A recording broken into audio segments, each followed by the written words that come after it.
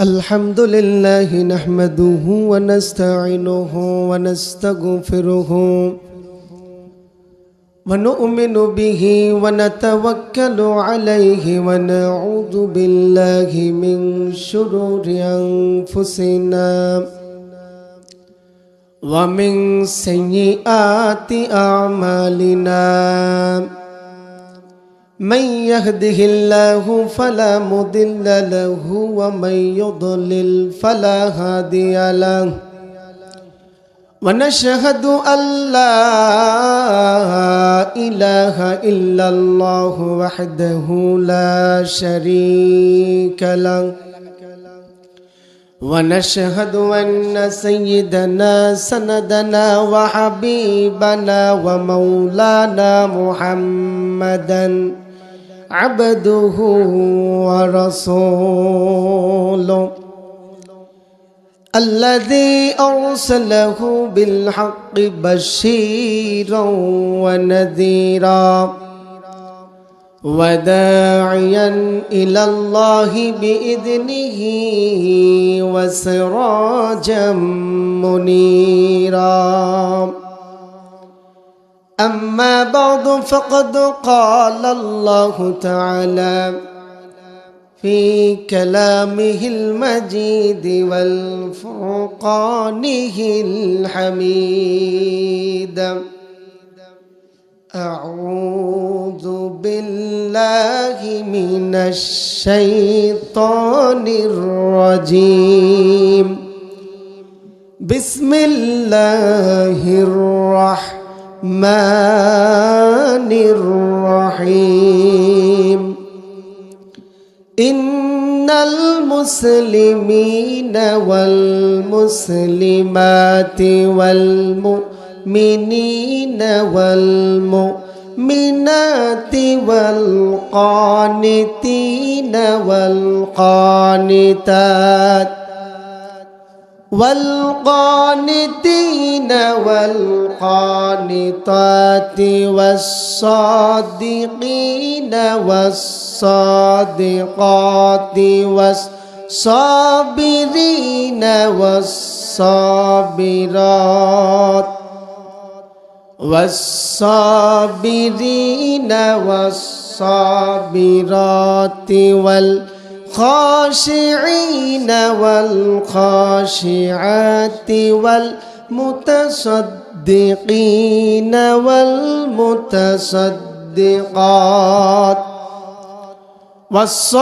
والصائمين والصائمات والحافظين فروجهم والحافظات والذاكرين الله كثيرا والذاكرات أعد الله لهم مغفرة وأجرا عظيما صدقت يا ربنا. عن عمر بن الخطاب رضي الله تعالى عنه قال قال رسول الله صلى الله عليه وسلم بني الإسلام على خمس شهادة أن لا إله إلا الله وأن محمدا رسول الله وإقام الصلاة وإيتاء الزكاة والحج والصوم رمضان رواه متفق عليه. قال تعالى في شان حبيبه الكريم إن الله وملائكته يصلون على النبي يا أيها الذين آمنوا صلوا عليه وسلموا تسليما সকলে মুহাব্বতের সাথে দরুদ পড়বেন। اللهم صل على محمد وعلى آل محمد باركت على إبراهيم وعلى آل إبراهيم إنك حميد مجيد قال الكافرون بتر محمدا ليلة إن شانئك هو الأبتر قال الله في القرآن بلغ العلا بكماله كشف الدجى بجماله حسنت جميع خصاله صلوا عليه وآله الحمد لمن قدر خيرا وخبالا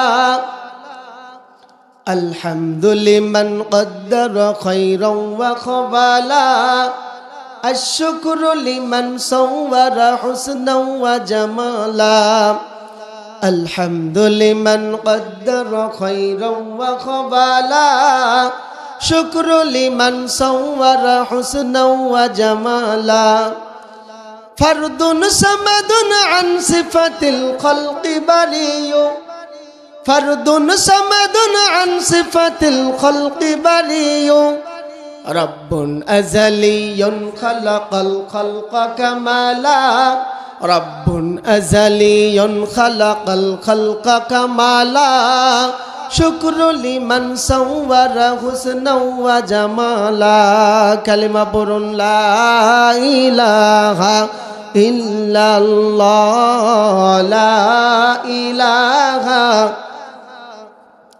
দরুদ শরীফ পড়ার সময় চিন্তা করলাম আওয়াজ নাই কেন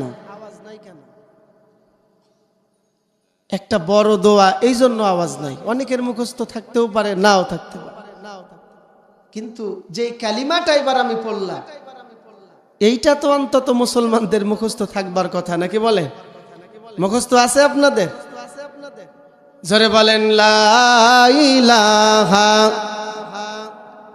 জোরে লা ইলাহা ইল্লাল্লাহ লা ইলাহা লা ইলাহা ইল্লাল্লাহু মুহাম্মাদুর রাসূলুল্লাহ সাল্লাল্লাহু আলাইহি ওয়াসাল্লাম। ঐতিহ্যবাহী নওগাঁ জেলার মান্দা উপজেলার পরানপুর কাউজি শরীফ জামে মসজিদের উন্নতিকল্পে আয়োজিত বার্ষিক ইসলামী মাহফিলের সম্মানিত সর্বজন শ্রদ্ধাভাজন সভাপতি, আজকের মাহফিলের সম্মানিত প্রধান অতিথি, বিশেষ অতিথিবৃন্দ, আমন্ত্রিত অতিথিবৃন্দ, দূর দূরান্ত থেকে আগত হযরত উলামায়ে কেরাম, পত্র এলাকার আইম্মায়ে মাসাজিদ, আজকের মাহফিলের ইন্তেজামিয়া কমিটি, বিশেষ করে আপনাদের মসজিদের সম্মানিত সভাপতি, আমার বিশ্ববিদ্যালয়ের সম্মানিত বড় ভাই জনাব ফজলে রাব্বি সাহেব, তিনি ওনার বন্ধু আমার শ্রদ্ধাভাজন শিক্ষক প্রফেসর ডক্টর শাহ মুখতার আহমদ স্যারের মাধ্যমে আমাকে দাওয়াত দিয়েছেন। সামনে উপবিষ্ট দিনদার পরহেজগার মুসলমান ভাইয়েরা, পর্দার অন্তরালে অবস্থানরতা সম্মানিতা মা ও বোনেরা, অত্র এলাকার বিভিন্ন শ্রেণী পেশার সম্মানিত আপামর তাওহীদি জনতা, মাইকের আওয়াজ যত দূর পর্যন্ত গণমানুষের কর্ণকুহরে পৌঁছাচ্ছে, আপনাদেরকে সহ সবাইকে আজকের এই তাফসিরুল কোরআন মাহফিলের পক্ষ থেকে আন্তরিক অভিনন্দন, হৃদয় নিংড়ানো ভালোবাসা, শুভেচ্ছা ভরে পুনর্বার সালাম, আসসালামু আলাইকুম ওয়া রাহমাতুল্লাহ। সম্মানিত হাজিরিন, আল্লাহ সুবহানাহু ওয়া তাআলার দরবারে হৃদয়ের সবটুকু ভালোবাসা উজাড় করে দিয়ে কালেমাতুশ শুকর আদায় করছি, যিনি মহান রব্বুল আলামিন আজকের এই কোরআনের মাহফিলে গভীর রাত পর্যন্ত কোরআনের সামিয়ানার নিচে আমাদেরকে আসবার বসবার তৌফিক দিয়েছেন। জবানে আওয়াজ বুলন্দ করে বলবেন আলহামদুলিল্লাহ। দরুদ ও সালাম পেশ করছি আকা এ নামদার তাজেদার মদিনা সরকারে দো আলম আহমদ মুজতবা মুহাম্মদ মুস্তফা সৈয়দুল কাউনাইন ওয়া সাকলাইন সৈয়দুল মজনুবিন মুহাম্মদ রাসূলুল্লাহ সাল্লাল্লাহু আলাইহি ওয়াসাল্লামের শানে। সম্মানিত ভাইরা আমার, রাত গভীর হয়ে গেছে, খুব বেশি সময় আপনাদেরকে আমি বিরক্ত করব না, তবে অল্প কিছু সময় কোরআন ও হাদিস থেকে আমি এবং আপনাদের আমলে জিন্দেগি গড়বার নিমিত্তে কিছু কথা বলবো। যতক্ষণ পর্যন্ত আমি আলোচনা চলমান রাখবো, আপনারা কি এখানে থাকবেন? একটু হাত তুলে দেখাতে হবে। সবাই তোলেন। যিনি হাত তুললেন না চলে যাবেন নাকি? হ্যাঁ, আল্লাহ তাআলার কাছে আমরা প্রতিশ্রুতিবদ্ধ হচ্ছি যে আল্লাহ, কোরআনুল কারীম থেকে যতক্ষণ পর্যন্ত এই মঞ্চে কথা হবে, আমরা যতই ঘুম আসুক, পেট ব্যথা হোক, আর অন্য কোনো হাজতের প্রয়োজন পড়ুক না কেন, আমরা এই সামিয়ানা ত্যাগ করব না। বলেন ইনশাআল্লাহ। আল্লাহ কবুল করুন, বলেন আমিন। সম্মানিত ভাইয়েরা আমার, পবিত্র কালামে হাকিম মুকাম্মাল লিজামিল হায়া, কমপ্লিট কোড অফ লাইফ, দাস্তুরুল হায়াতিল ইনসান, the constitution of human life, কালামে রব্বানি আখেরি কালাম, বিশ্ব নিয়ন্তা আল্লাহ সুবহানাহু ওয়া তাআলার দরবার থেকে গোটা দুনিয়ার মানুষের হেদায়াত, গোটা দুনিয়ার মানুষের জাহান্নাম থেকে নাজাত এবং জান্নাতের সুসংবাদ নিয়ে অবতারিত গ্রন্থ আল কোরআনুল কারীম। আপনারা কি বিশ্বাস করেন? এই কোরআনুল কারীম থেকে অত্যন্ত গুরুত্বপূর্ণ তাৎপর্যবহ একটি সূরা, সূরাতুল আহজাব থেকে মানবতার কল্যাণকর অত্যন্ত গুরুত্বপূর্ণ ফজিলতপূর্ণ একটি আয়াত কারিমা আমি আপনাদের সামনে তেলাওয়াত করেছি। আল্লাহ পাক চাইলে অল্প কিছু সময় এই আয়াতকে সামনে রেখে আমি কোরআন সুন্নাহ ভিত্তিক কিছু কথা বলবার ইচ্ছা পোষণ করছি। আল্লাহ তাআলা তৌফিক দান করুন, বলেন আমিন। যারা আমিন বললেন না, আমার সাথে আপনাদের শত্রুতা আছে তো আমিন বললে সমস্যা কোথায়? বলুন না আমিন। সম্মানিত ভাইরা, তেলাওয়াত করেছি সূরাতুল আহজাব থেকে। সূরাতুল আহজাব কালামে হাকিমের ধারাবাহিকতার দিক থেকে 33 নম্বর সূরা। সূরাটি কোরআনের 21 পারায় লিপিবদ্ধ করা হয়েছে। এই সূরাটিতে মোট আয়াত সংখ্যা রয়েছে 73টি, 9টি রুকু। রাসূল আকরাম সাল্লাল্লাহু আলাইহি ওয়াসাল্লামের মাদানী জিন্দেগিতে 5ম হিজরিতে আহজাবের যুদ্ধের পরবর্তী নিকটতম সময়ে এই সূরাটি রাসূলের উপরে অবতীর্ণ হয়েছে, মর্মে সূরাটি মাদানী সূরা। সম্মানিত ভাইয়েরা আমার, সূরার নামকরণের দিকে একটু নজর করলে দেখা যায় আহজাব শব্দের অর্থ হলো জোট, মহাজোট, সম্মিলিত বাহিনী, দ্য কম্বাইন্ড ফোর্সেস। কোরআনুল কারীমের একটা সূরা, সূরাটার নাম কি? মহাজোট। কি নাম? কথা বলেন, কি নাম? কি এমন কৌতূহলী নাম না?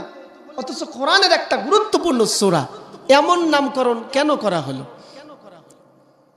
কোরআনুল কারীমের সূরাতুল আহজাবে আল্লাহ সুবহানাহু ওয়া তাআলা রাসূলুল্লাহ সাল্লাল্লাহু আলাইহি ওয়াসাল্লামের মাদানী জিন্দেগীর 5ম বছরে, উহুদ যুদ্ধের 2 বছর পরে 5ম হিজরিতে যখন আহজাবের যুদ্ধ সংগঠিত হয়েছিল, সেই আহজাবের যুদ্ধের ঘটনা প্রবাহ আলোচনা করেছেন। আল্লাহ রাব্বুল আলামিন বলেন, ইয়া আইয়ুহাল্লাযীনা আমানু যকুরু নি'মাতাল্লাহি আলাইকুম ইয জাআতকুম জুনুদুন فأرسلنا عليهم ريحا وجنودا لم تروها। হে ইমানদারেরা, স্মরণ করো আল্লাহর নিয়ামতকে, যখন তোমাদের উপরে আহজাবের সৈন্যবাহিনীগুলো আক্রমণ করতে প্রস্তুতি গ্রহণ করেছিল, আক্রমণ চালিয়েছিল, আল্লাহ রাব্বুল আলামিন তোমাদের পক্ষে তাদের বিরুদ্ধে আসমান থেকে ঝঞ্ঝা বায়ু আর এমন এক সৈন্যবাহিনী প্রেরণ করলেন যা তোমরা চোখে দেখতে পাও নাই। সুবহানাল্লাহ বলে। আল্লাহ পাক বলতেছেন, হে ঈমানদার, তোমরা আল্লাহ পাকের সেই নিয়ামতকে স্মরণ করো যখন আহজাবের যুদ্ধে সম্মিলিত কাফির শক্তি মুসলমানদের বিরুদ্ধে আক্রমণ করবার জন্য বড়সড় প্রস্তুতি গ্রহণ করেছিল। তখন আকাশ থেকে ঝঞ্ঝা বায়ু, প্রবল ঝড় বায়ু দিয়ে আল্লাহ পাক তাদেরকে প্রতিহত করেছিলেন এবং এমন এক অদৃশ্য সৈন্য আল্লাহ তাআলা প্রেরণ করেছিলেন যা ঈমানদারেরা ও মানুষেরা তোমরা চোখেও দেখতে পাও নাই। এই আয়াতটা সূরাতুল আহজাবের 9 নম্বর আয়াত। এই আয়াতের আলোচনা আমাদেরকে নিয়ে যাচ্ছে আহজাবের সেই ঘটনার দিকে। স্মরণ করুন রাসূলের সিরাত থেকে উহুদ যুদ্ধের 2 বছর পরে আরব জাহানের সমস্ত কাফের শক্তি, বিশেষ করে মদিনা থেকে বিতাড়িত ইহুদি সম্প্রদায় বনু নাজির এবং বনু কাইনুকা, অন্যান্য ইহুদি গোত্র, মদিনায় অবস্থানকারী ইহুদি এবং মুশরিকরা, মুসলমানদের মধ্যে ঘাপটি মেরে থাকা মুনাফিক দল সম্মিলিত এক বাহিনী গঠন করল। তাদের সৈন্য সংখ্যা হয়ে দাঁড়িয়েছিল 12,000। কত হাজার? এই 12,000 সৈন্য সম্মিলিত সিদ্ধান্ত গ্রহণ করলো এইবারে বড় সড়ো একটা সম্মিলিত আক্রমণ করা হবে আর দুনিয়া থেকে ইসলামকে চিরদিনের জন্য বিদায় করা হবে। মুহাম্মদ সাল্লাল্লাহু আলাইহি ওয়াসাল্লামের মদিনার খেলাফতকে আমরা চূর্ণ বিচূর্ণ করে দেব। এই কাজে সবথেকে বেশি ভূমিকা রেখেছিল মদিনা থেকে বিতাড়িত ইহুদি সম্প্রদায় বনু নাজির, বনু কাইনুকা। আপনারা নজর করে দেখবেন, যখন যেই দেশ থেকে ফ্যাসিস্ট সম্প্রদায় বিতাড়িত হয় তারা কিন্তু তাদের ষড়যন্ত্র চক্রান্তের জাল বিছিয়ে দেশে অবস্থানরত মানুষগুলোর মধ্যে বড় সড় বিশৃঙ্খলা বাঁধাবার জন্য সর্বোচ্চ চেষ্টা করে। ঠিক কিনা বলেন? 12,000 সৈন্য নিয়ে মদিনা আক্রমণ করা হবে। রাসূল আকরাম সাল্লাল্লাহু আলাইহি সাল্লাম এই প্রস্তুতির খবর আগে থেকেই পেয়ে গেলেন। রাসূলুল্লাহ সাল্লাল্লাহু আলাইহি সাল্লাম সাহাবীদেরকে নিয়ে মজলিসে শুরা বসালেন।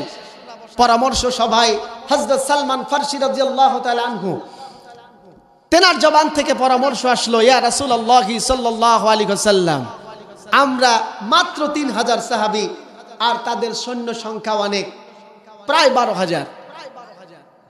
আমরা যদি মদিনার 3 দিক ঘন বসতি, সবুজ অরণ্য, মাঠ ঘাট, ফসলাদি দিয়ে ঘেরাও করা আছে, একটা দিক সিরিয়ার সম্মুখ ভাগ, মদিনার উত্তর দিকটা এটা হলো খোলা জায়গা। এই জায়গাতে যদি আমরা পরীক্ষা খনন করতে পারি তাহলে মনে হয় এই সম্মিলিত বাহিনীকে ঠেকিয়ে দেওয়া সম্ভব। রাসূলুল্লাহ সাল্লাল্লাহু আলাইহি সাল্লাম সাহাবীর পরামর্শ গ্রহণ করলেন আর 3,000 সাহাবীকে সাথে নিয়ে মদিনার উত্তর দিকে সিরিয়া অভিমুখে যে রাস্তা, এই রাস্তায় 5 থেকে 10 হাত গভীর, 5 থেকে 10 হাত প্রস্থ এবং প্রায় 5 কিলোমিটার দৈর্ঘ্য এক পরীক্ষা খনন করলেন। প্রায় 15 থেকে 30 দিন সময় অতিবাহিত হয়ে গেল। 3,000 সাহাবী রাসূল আকরাম সাল্লাল্লাহু আলাইহি সাল্লাম স্বয়ং না খেয়ে ক্ষুধা যন্ত্রণায় পেটে পাথর বেঁধে এই খনন কাজে অংশগ্রহণ করেছিলেন। বলেন আল্লাহু আকবার। খনন কাজ শেষ হয়ে গেল। 6 দিনের মাথায় আহজাবের সেই সৈন্যবাহিনী, সম্মিলিত বাতিল শক্তি, কাফের শক্তি মদিনার সম্মুখে চলে এসেছে আর পরীক্ষার সম্মুখীন হয়ে হতবাক হয়ে গেল। তারা নজর করে দেখলো সর্বনাশ, এই এমন এক কৌশল অবলম্বন করা হলো যে এই পরীক্ষা, এই খন্দক খনন করে অতিক্রম করে মদিনা আক্রমণ করা তাদের কাছে অসম্ভব হয়ে গেল। তারা মদিনাকে অবরোধ করে ফেললো আর এই অবরোধ অবস্থায় তারা সেইখানে প্রায় 25 থেকে 30 দিন অবস্থান করল। মাঝখান দিয়ে কিছু সংখ্যক আরব সৈন্য মদিনায় প্রবেশ করেছিল। তারা তীর দিয়ে, পাথর দিয়ে এবং মল্লযুদ্ধে কিছুটা যুদ্ধ করেছে, কিন্তু 25 থেকে 30 দিন সময় পর্যন্ত মদিনা অবরোধ করে রাখতে রাখতে শীতের কঠিন ভয়াবহতা, তার মধ্যে আল্লাহ সুবহানাহু ওয়া তাআলা আকাশ থেকে এক বিশাল ঝঞ্ঝা বায়ু দিলেন, প্রবল ঝড় দিলেন এই ঝড়ের মাধ্যমে কাফির সৈন্যরা ছিন্ন ভিন্ন হয়ে গেল, তাদের রান্নার ড্যাগগুলো হাড়ি পাতিলগুলো লন্ডভন্ড হয়ে গেল, তাবুগুলো ছিঁড়ে গেল, তাদের ঘোড়াগুলো দৌড়াতে শুরু করলো, ছুটাছুটি শুরু করে দিল। তারা আল্লাহর গজবে আর টিকে থাকতে পারল না। তারা সেইখান থেকে 1 মাস অবরোধ করার পর বাধ্য হয়ে মদিনা আক্রমণের সিদ্ধান্ত বাতিল করে ফিরে চলে গেল। বলেন আল্লাহু আকবার। আল্লাহ রাব্বুল আলামিন এই ঘটনাকে সূরাতুল আহজাবের আমাদের জন্য নির্দেশনামূলক বর্ণনা করেছেন। শুধু তাই নয়, আহজাবের এই ঘটনাকে কেন্দ্র করে সেদিন ঈমানদার এবং মুনাফিকদের অবস্থা কি হয়েছিল আল্লাহ পাক সেটিও আমাদের জন্য তুলে ধরেছে। সূরাতুল আহজাবের 20 নম্বর আয়াত আল্লাহ রাব্বুল আলামিন জানিয়ে দিচ্ছেন, ইয়াহসাবুনাল আহজাবু লাম ইয়াযহাবু ওয়া ইয়াতিল আহজাবু ইয়াওয়াদ্দু লাউ আন্নাহুম বাদুনা ফিল আ'রাবি ইয়াসআলুনা আম্বাইকুম ওয়ালাউ কানু ফীকুম মা ক্বাতালু ইল্লা কলিলা। আল্লাহ রাব্বুল আলামিন সেদিন মুনাফিকদের কি অবস্থা হয়েছিল সূরাতুল আহজাবের 20 নম্বর আয়াতে 2 বার আহজাব শব্দটা বর্ণনা করে জানিয়ে দিচ্ছেন। আল্লাহ পাক বলতেছেন, আহজাবের ওই ঘটনা প্রবাহে মুনাফিকরা মনে করেছিল আহজাবের ওই সৈন্যবাহিনী, ওই সম্মিলিত কাফির শক্তি ইমানদারদের উপরে আক্রমণ করবে না। তারা সিদ্ধান্ত নিয়েছিল যদি আক্রমণ করেও ফেলে আমরা মুসলমানদের দল থেকে পালায়া যাব, আরবের মরুবাসী বেদুইনদের কাছে গিয়ে ঘাপটি মেরে থাকব, সেইখান থেকে যুদ্ধের ময়দানের খবর নিতে থাকব। আর আল্লাহ পাক বলেন যদি যুদ্ধ সেদিন সংগঠিত হতো, বড় ধরনের যুদ্ধ হলেও তারা তোমাদের সঙ্গে থাকলেও মুনাফিকরা অল্প সংখ্যক ব্যতীত অধিকাংশরাই জিহাদে অংশগ্রহণ করত না। মুনাফিকরা সিদ্ধান্ত নিয়েছিল যদি যুদ্ধ লেগেও যায় আমরা যুদ্ধ করব না, আমরা এখান থেকে পালাবো, মরুবাসী বেদুইনদের সাথে গিয়ে ছাগলের সাথে তাদের মহিষের সাথে তাদের উটদুম্বার সাথে বসে থাকবো যেন আমাদেরকে চিহ্নিত করতে না পারে, এবং সেইখান থেকে আমরা মদিনাবাসীদের খবর নেব তাদের কি অবস্থা হয়েছে। আল্লাহ পাক বলতেছেন ওয়ালাউ কানু ফীকুম মা ক্বাতালু ইল্লা কলিলা। আল্লাহ বলতেছেন হে নবী, মুনাফিকরা এমন সিদ্ধান্ত নিয়েছিল তারা তোমাদের সাথে থাকলেও যুদ্ধে অংশগ্রহণ করত না।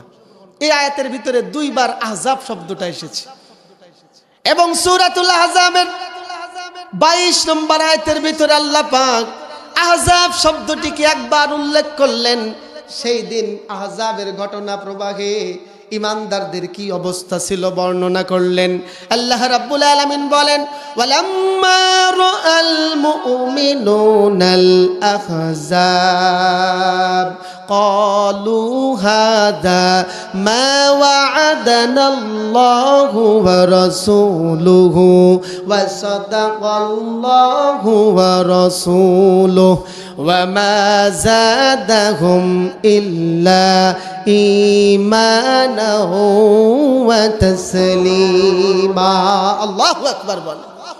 ইমানদারেরা সেদিন যখন আহজাবের প্রান্তরে সম্মিলিত কাফির শক্তিকে দেখলো তারা চিৎকার করে ঘোষণা করতে শুরু করে দিল, এ তো সেই জিনিস যেই ব্যাপারে আল্লাহ পাক আমাদেরকে প্রতিশ্রুতি দিয়েছিলেন, আল্লাহ রাসূল আমাদেরকে প্রতিশ্রুতি দিয়েছিলেন। সত্যিই তো আল্লাহ এবং রাসূল যা বলেছেন সত্য বলেছেন।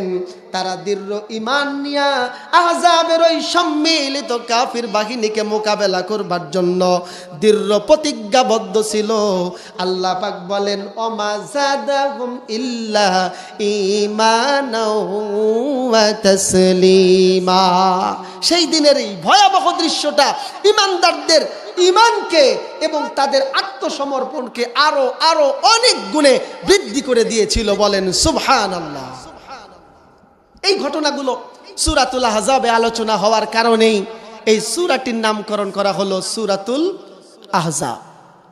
সম্মানিত ভাইয়েরা, বর্তমান প্রেক্ষাপটের দিকে নজর করলে দেখা যায় গোটা দুনিয়াতে বর্তমান ইমানদারদের পায়ের তলা থেকে আসমান পর্যন্ত প্রত্যেকটা ক্ষমতার চেয়ারে ইসলাম বিদ্বেষী কাফের মুশরিকের বাচ্চারা সমাসীন, ঠিক কিনা বলে? তবে ইমানদারদের ভয় নাই, চিন্তা নাই, ওই আসমানের উপরে যিনি আছে ওই আল্লাহ পাক আমাদের পক্ষে আছে, ঠিক কিনা বলেন? আল্লাহ রাব্বুল আলামিন বলেন, ওয়ালা তাহিনু ওয়ালা তাহজানু ওয়া আনতুমুল আ'লাউনা ইন কুনতুম মুমিনিন।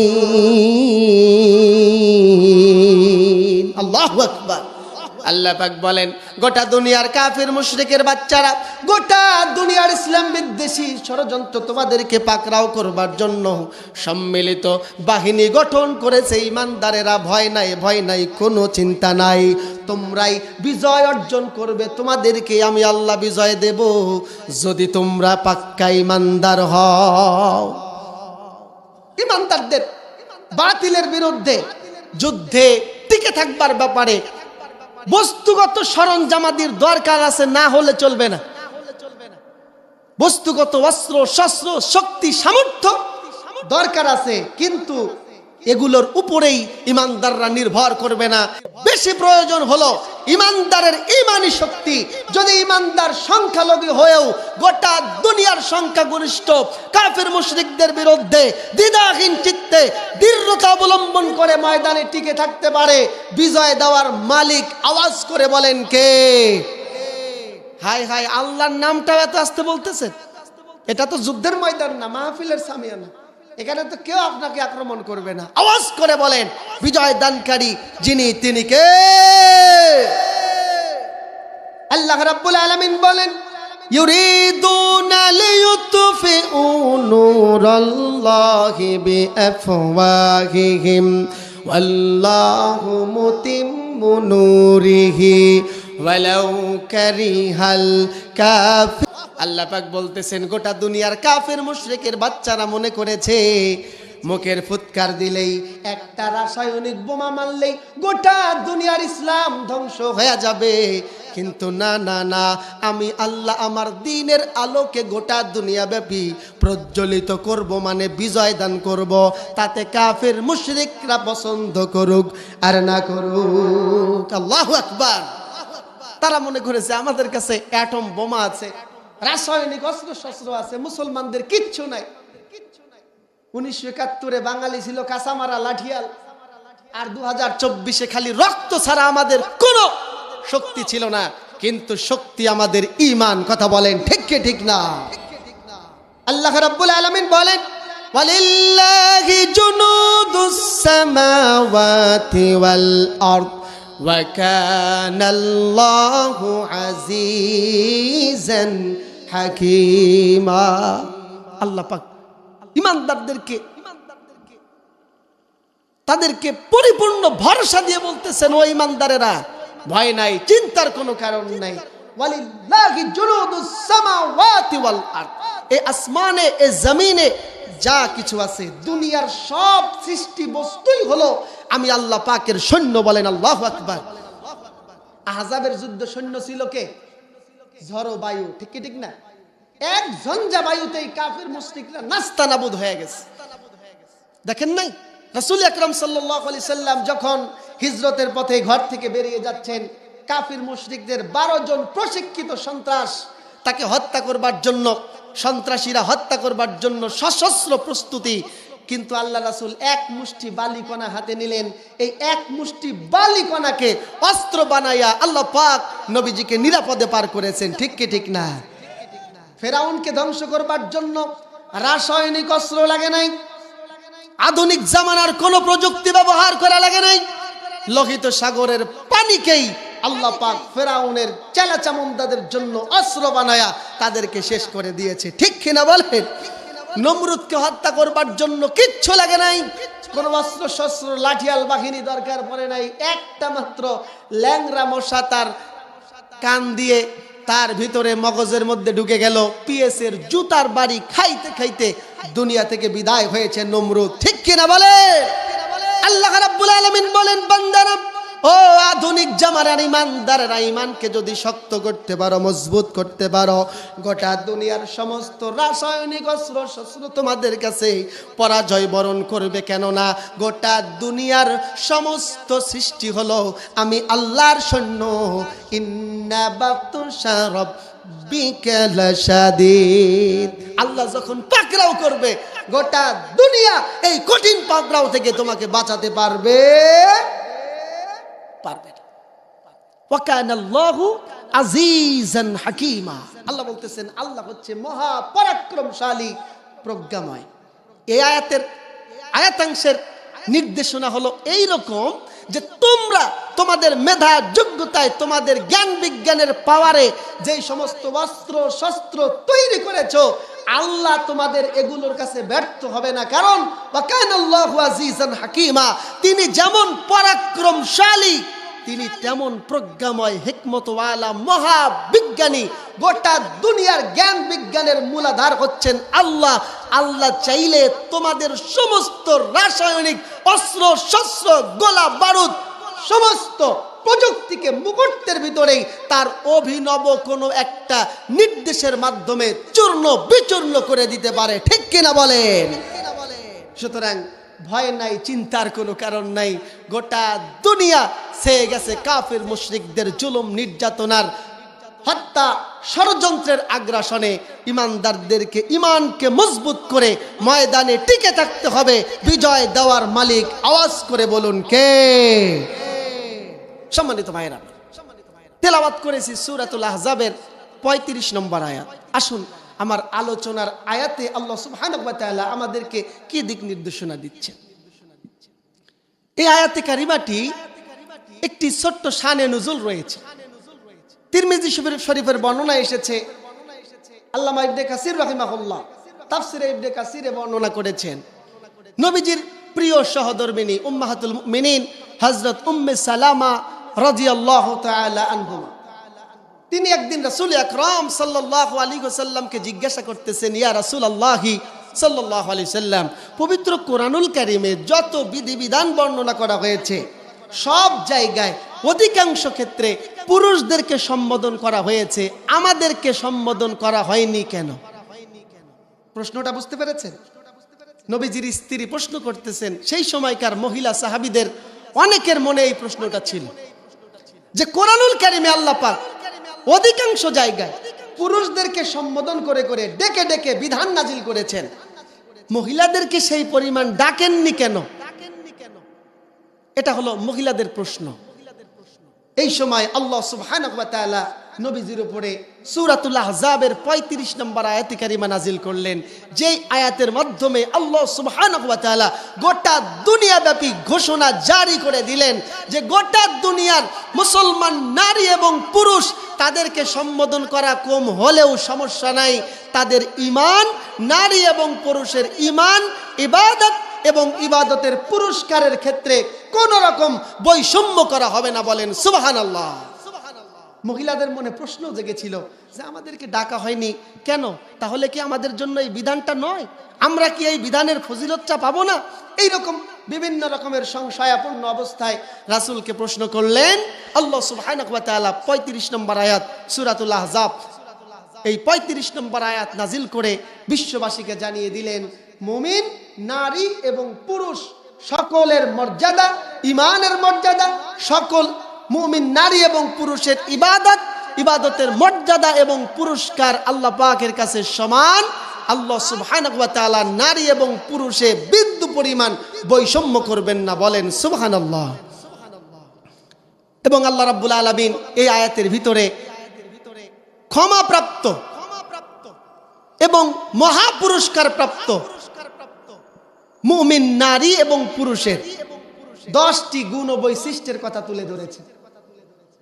তাফসিরে জালালাইন, তাফসিরে তাফহিমুল কুরআন, অন্যান্য বেশ কিছু তাফসিরের কিতাবে মুফাসসির কিরাম এই আয়াতের আলোচ্য বিষয়কে বর্ণনা করেছেন এমন ভাবে যে আল্লাহ সুবহানাহু ওয়া তাআলা এই সূরাতুল আহজাবের 35 নম্বর আয়াতের ভিতরে যে 10টি গুণ ও বৈশিষ্ট্যের কথা তুলে ধরেছেন, এই 10টি গুণ ও বৈশিষ্ট্য হলো একজন মুত্তাকি নারী এবং পুরুষের মৌলিক গুণাবলী, বলেন সুবহানাল্লাহ।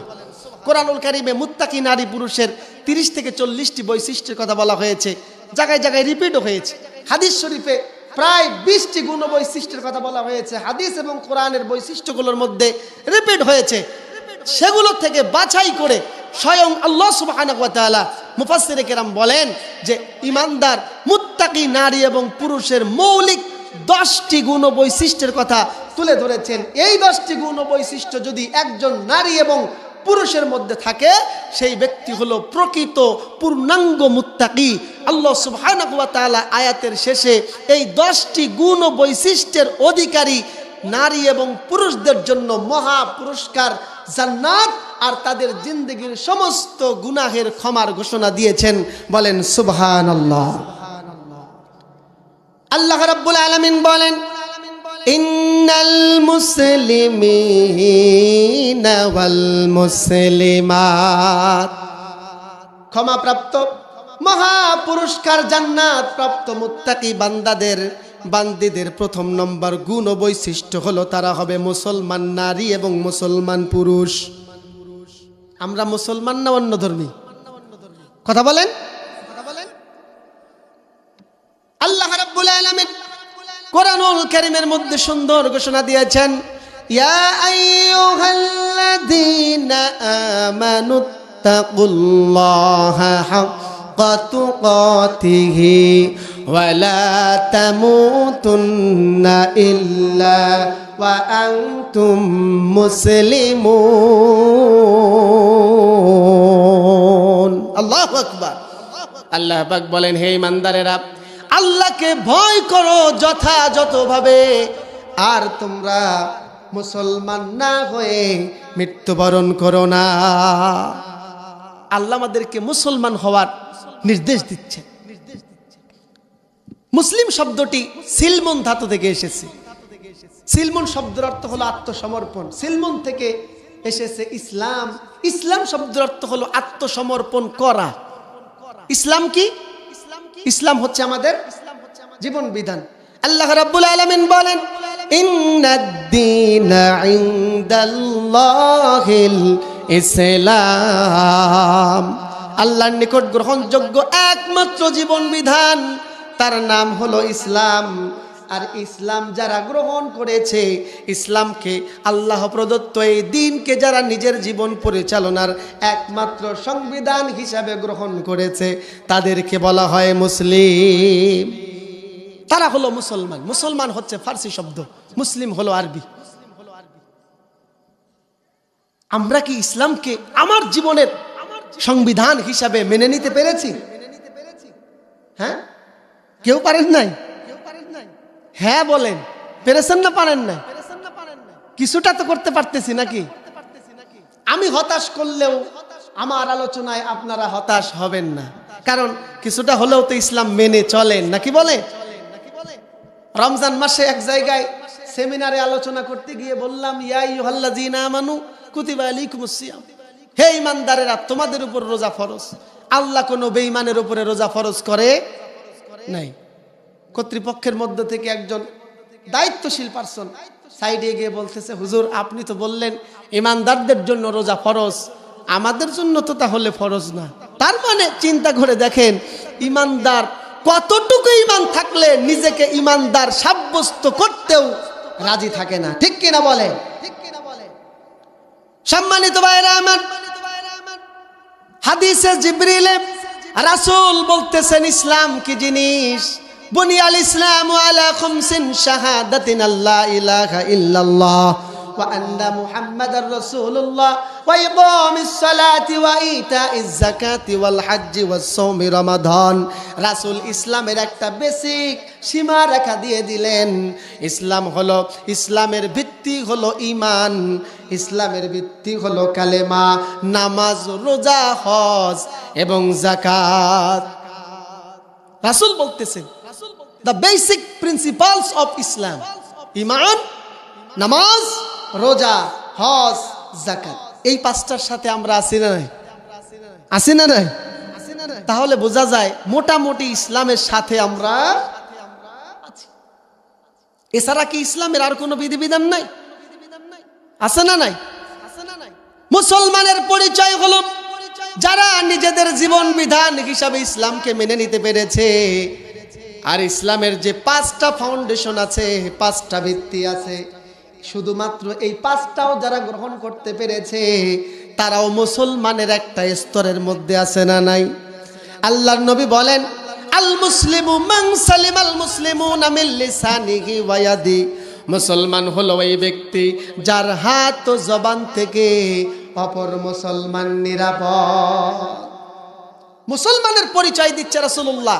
মুসলমান হলো ওই ব্যক্তি যার হাত দ্বারা অপর মুসলমানের কোনো ক্ষতি হয় না, যার জবান দ্বারা অপর মুসলমান লাঞ্ছিত হয় না, কষ্ট পায় না, ব্যথা পায় না। যে মুসলমান হবে সেই ব্যক্তি তার হাত দ্বারা, ক্ষমতা দ্বারা, অর্থ সম্পদ, তার মেধা যোগ্যতা কলমার খোসায় অপর মুসলমানকে নির্যাতন, নিষ্পেষণ, জুলুম, মিথ্যা মামলা হামলা দিয়ে হয়রানি করতে পারে না। ঠিক কিনা বলে? মুসলমানের দাবি করবে যেই ব্যক্তি তার জবান দিয়ে অপর মুসলমানের গীবত হতে পারে না, অপর মুসলমানকে গালি দিয়ে কটাক্ষ করে তুচ্ছ তাচ্ছিল্য করে কষ্ট দিতে পারে। আল্লাহ রাব্বুল আলামিন কালামে হাকিমের ভিতরে সুন্দর ঘোষণায় জানিয়ে দিয়েছেন, ওমাই ইয়াবতাগি গায়রাল ইসলামি দীনান ফালাই ইউকবালা মিন ওয়া হুয়া ফিল আখিরাতি মিনাল খাসিরিন। আল্লাহু আকবার। আল্লাহ পাক বলতেছেন, ইসলামকে জীবন বিধান বাদ দিয়ে অন্য কোনো মতাদর্শ, অন্য কোনো জীবন বিধানকে যারা অন্বেষণ করে, তালাশ করে, খোঁজ করে, অনুসরণ করবার চেষ্টা করে, সমাজে রাষ্ট্রে ইসলাম ব্যতীত অন্য কোনো আইন যারা প্রতিষ্ঠা করবার জন্য প্রচেষ্টা চালায়, কোশনিন কালেও তা গ্রহণ করা হবে না, বরং কিয়ামতের ময়দানে ওই ব্যক্তি হবে সব থেকে বেশি ক্ষতিগ্রস্ত। বলেন নাউজুবিল্লাহ। আল্লাহ রাব্বুল আলামিন কালামে হাকিমের সূরাতুল বাকারার 208 নম্বর আয়াতের ঘোষণায় আমাদেরকে জানিয়ে দিচ্ছেন, ইয়া আইয়ুহাল্লাযীনা আমানু দুখুলু ফিস সিলমি কাফা ওয়া লা তাত্তাবিউ খুতুওয়াতিশ শাইতান ইন্নাহু লাকুম আদুউম মুবিন। আল্লাহু আকবার। আল্লাহ পাক বলতেছেন, ঈমানদার পরিপূর্ণভাবে ইসলামে প্রবেশ করো, মানে পরিপূর্ণভাবে তোমার জীবনটাকে ইসলাম দিয়া, ইসলামের আলো দিয়া, ইসলামের বিধিবিধান দিয়া সাজায় নাও। ওয়ালা তাত্তাবিউ খুতুওয়াতিশ শাইতান, শয়তানের পথকে, তাগুতের পথকে অনুসরণ করো না, অনুসন্ধান করো না। ইন্নাহু লাকুম আদুউম মুবিন, শয়তান এবং শয়তানের চেলাচামুন্দারা ঈমানদারদের প্রকাশ্য দুশমন। কথা বলেন ঠিক কিনা? শয়তানি তন্ত্রমন্ত্র, তাগুতের মতাদর্শ গ্রহণ করতে আল্লাহ পাক নিষেধ করেছে। আমার জীবনের রান্নাঘর থেকে শুরু করে নিয়া আমার ব্যক্তি জীবন, পরিবার, সমাজ, রাষ্ট্র, জাতি, আন্তর্জাতিক পর্যায়ে আমার অর্থনীতি, সমাজনীতি, শিক্ষানীতি, রাজনীতি সব হবে ইসলাম দ্বারা। কথা বলেন ঠিক কি ঠিক না? সম্মানিত ভাইরা আমার, আল্লাহ রাব্বুল আলামিন সূরাতুল আহজাবের 35 নম্বর আয়াতের ভিতরে মুত্তাকি বান্দা, আল্লাহ পাকের ক্ষমা ও মহা পুরস্কার প্রাপ্ত বান্দা বান্দীদের 2 নম্বর গুণ ও বৈশিষ্ট্য বলতেছেন, ওয়াল মুমিনিনা ওয়াল মুমিনাত, তারা হবে ঈমানদার নারী এবং পুরুষ। সব প্রশ্ন কমন পড়তেছে, তাই না? আমরা মুসলমান কিনা? এবার বলেন আমরা ঈমানদার কিনা? কথা বলেন। একটু ঘাটতি থাকলেও আমার জবান থেকে আমি যদি বলি, কবুল করার মালিক বলুন কে? তা বলুন না, আমরা ঈমানদার কিনা? ঈমান শব্দটি আমনুন থেকে এসেছে, যার অর্থ হলো বিশ্বাস স্থাপন করা, অন্তরের প্রশান্তি, নিরাপত্তা। যারা ঈমানের বেসিক 6টা বিষয়ের উপরে বিশ্বাস স্থাপন করে, হাদিসে জিবরিল রাসূল আকরাম সাল্লাল্লাহু আলাইহি ওয়াসাল্লাম আমাদেরকে শিখিয়েছেন, আন তুমিনা বিল্লাহি ওয়া মালাইকাতিহি ওয়া কুতুবিহি ওয়া রাসূলি ওয়াল ইয়াউমিল আখিরি ওয়াল কদরি খাইরিহি ওয়া শাররিহি আমরা পড়ি না কালিমা আমানতু বিল্লাহি ওয়া মালাইকাতিহি ওয়া কুতুবিহি ওয়া রাসূলিহি ওয়াল ইয়াউমিল আখির ওয়াল কদরি খাইরিহি ওয়া শাররিহি মিনাল্লাহি তাআলা ওয়াল বা'সি বাদাল। রাসূলের হাদিসে জিবরিল থেকে পেয়েছি ঈমানের মূল বিষয় হলো 6টা। এই 6টা বিষয়ের উপরে যারা বিশ্বাস স্থাপন করেছে তারা হলো ঈমানদার, তারা হলো মুমিন। সম্মানিত ভাইরা আমার, আল্লাহ রাব্বুল আলামিন আমাদেরকে ঈমানদার হওয়ার জন্য নির্দেশ দিয়েছেন। আল্লাহ পাক বলতেছেন ঈমানদার হলো তারা আল্লাযীনা আমানু বিল্লাহি ওয়া রাসূলি। আল্লাহ বলতেছেন ঈমানদার হলো তারা যারা মিনিমাম আল্লাহ এবং রাসূলের উপরে বিশ্বাস স্থাপন করেছে। আমরা কি আল্লাহ এবং রাসূলের উপরে বিশ্বাস আনতে পেরেছি? বলুন না, আল্লাহ কবুল করুন, বলেন আমিন। সম্মানিত ভাইরা আমার, এই ঈমানের বেসিক স্লোগান হচ্ছে লা ইলাহা ইল্লাল্লাহু মুহাম্মাদুর রাসূলুল্লাহ। বলুন না লা ইলাহা ইল্লাল্লাহু মুহাম্মাদুর রাসূলুল্লাহ। বাস জবান দিয়ে একবার উচ্চারণ করলাম আর আমি পাক্কা ঈমানদার। এমনটি আহলে সুন্নাহ ওয়াল জামাতের আকীদা হলো আল ঈমানু হুয়া ইকরার বিল লিসান ওয়া তাসদীক বিল জানান ওয়া আমাল বিল আরকান।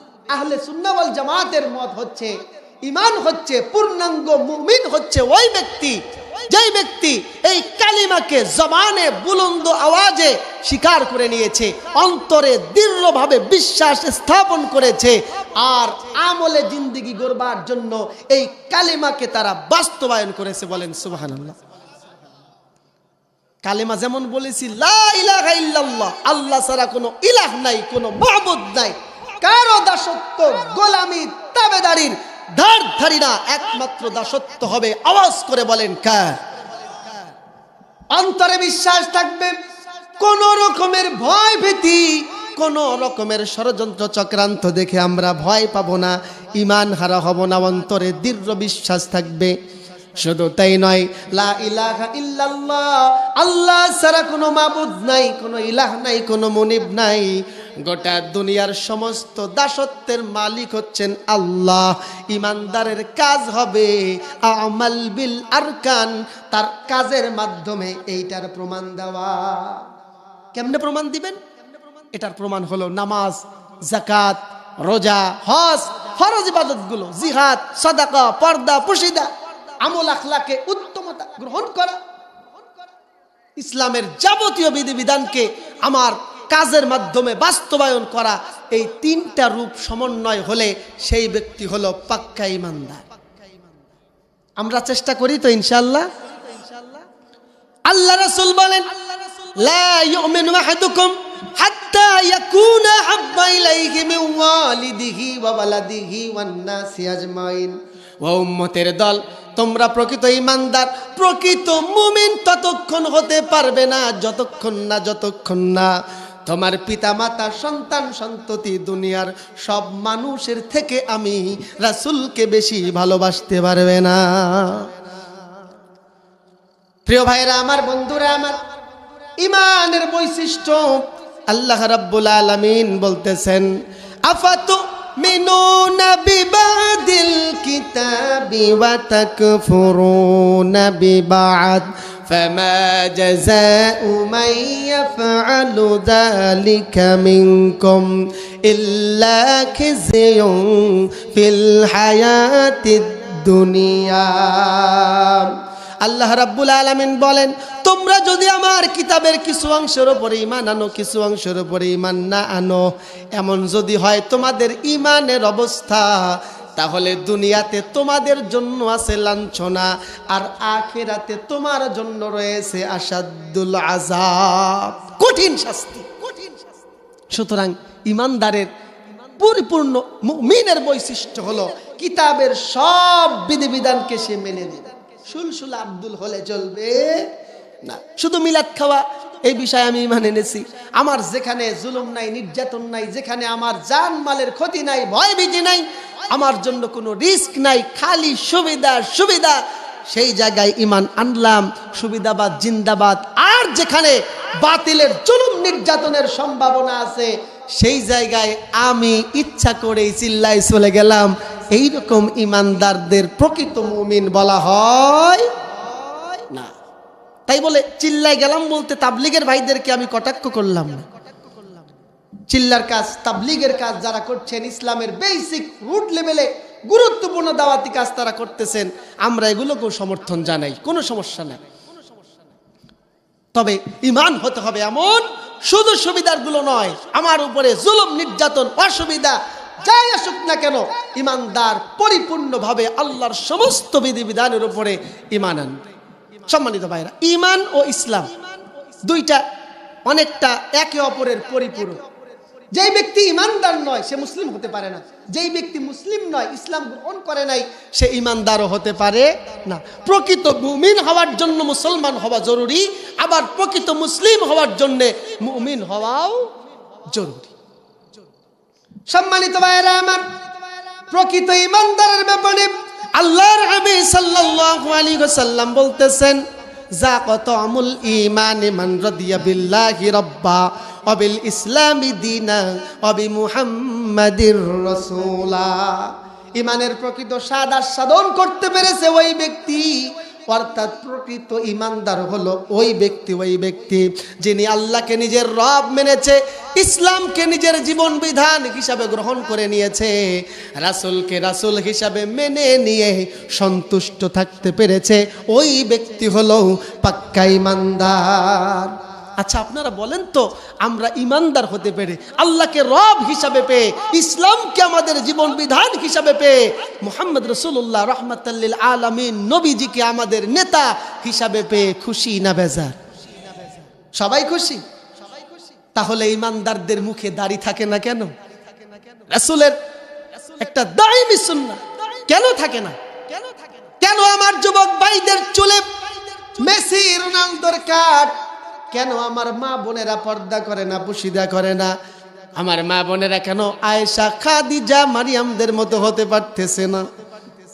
কেন ইসলামের বিধিবিধানগুলো আমার ভালো লাগে না?